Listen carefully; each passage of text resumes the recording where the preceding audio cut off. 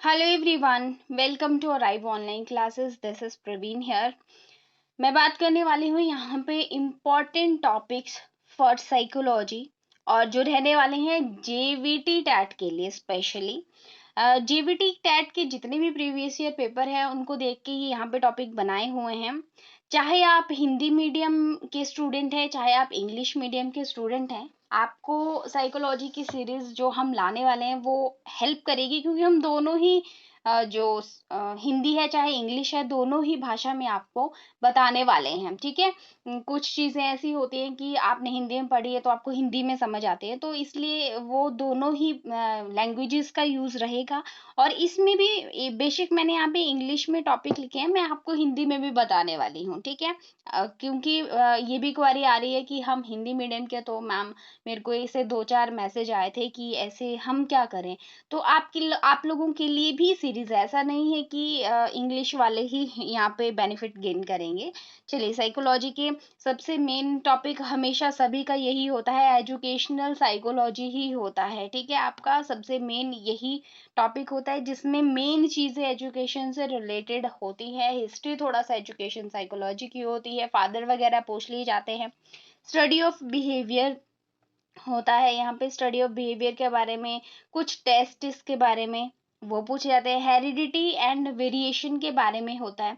Heredity and variation जो है student किस तरह से जो है कोरिलेट करते हैं बच्चे अपने माता पिता से, और कैसे जो है ट्रांसफर होते हैं character from one generation to another. ठीक है। इसे जो है वंश परंपरा और वातावरण का प्रभाव, इस तरह से हिंदी में ये टॉपिक आता है।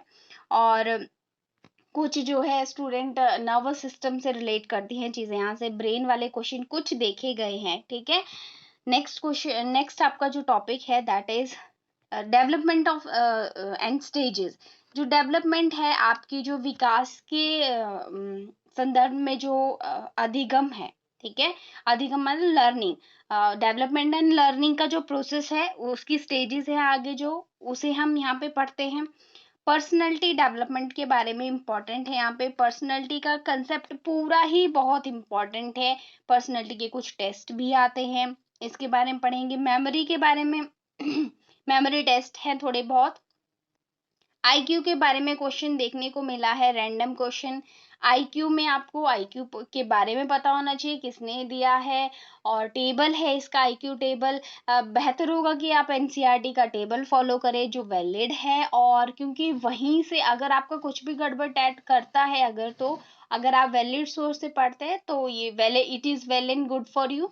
तो आईक्यू, आप आईक्यू टेबल जैसी चीजें जो है आप एनसीईआरटी को फॉलो कर सकते हैं। +1 और +2 की साइकोलॉजी की एनसीईआरटी स्टूडेंट्स आते हैं, और जैसे कि मैं कहती हूँ कि एनसीईआरटी पढ़ना इजी नहीं होता है, वो डिफिकल्ट है पढ़ने के लिए। टीचिंग मेथड हमेशा ही बहुत इंपॉर्टेंट ये टॉपिक रहता है, इसमें बहुत सारे टीचिंग मेथड जो है वो होते हैं स्टूडेंट।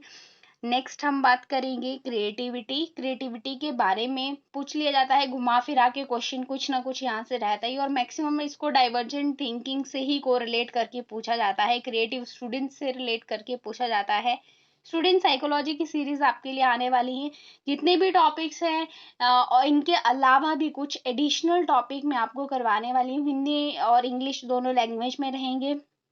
आप चैनल को सब्सक्राइब कर सकते हैं, क्योंकि बहुत कुछ दिनों में, बस 5-7 दिन के बाद या 10 दिन में हमारी साइकोलॉजी की सीरीज आपके लिए आने वाली है। कमिंग टैग के लिए आपको बहुत हेल्प करेगी।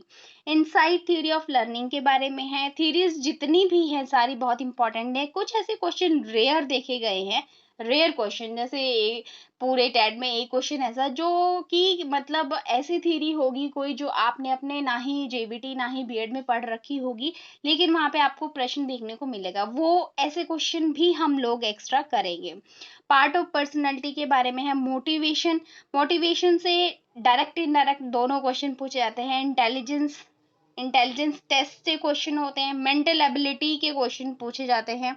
जो जैसे इंटेलिजेंस हो गया आपका, सॉरी, मोटिवेशन हो गया या मेंटल एबिलिटीज होगी, यहाँ से इनडायरेक्ट क्वेश्चन ज्यादा पूछे जाते हैं घुमा फिरा के। वेरिएबल्स के बारे में एक क्वेश्चन था स्टूडेंट, और ये वेरिएबल का क्वेश्चन आपको एनसीईआरटी में मिलेगा, पूरा एनसीईआरटी से उठा के डायरेक्ट पूछा हुआ है, लेकिन एकदम डीप लाइन से पूछा था।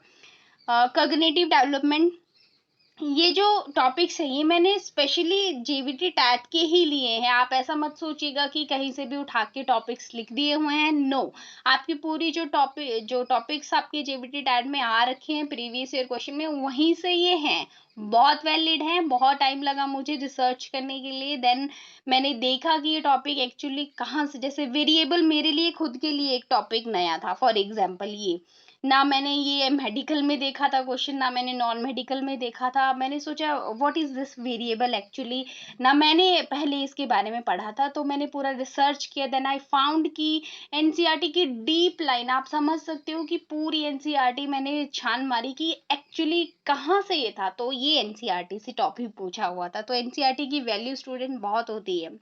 कॉग्निटिव डेवलपमेंट हमेशा ही क्वेश्चन रहता है यहाँ से, सोशल डेवलपमेंट से भी, ठीक है। वाइगोस्का का जो वर्क है वहां से पूछा था। मॉरल डेवलपमेंट स्कीमा के बारे में जो पियाजे ने दिया था।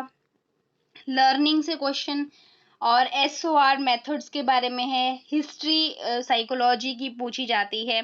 मेंटल एज के बारे में पूछा जाता है, फाइंड करने के लिए आ जाती है क्रोनोलॉजिकल एज, मेंटल एज, ठीक है, वो जो फॉर्मूला एक लगता है। ग्लैंड और नर्वस सिस्टम के बारे में पूछा जाता है।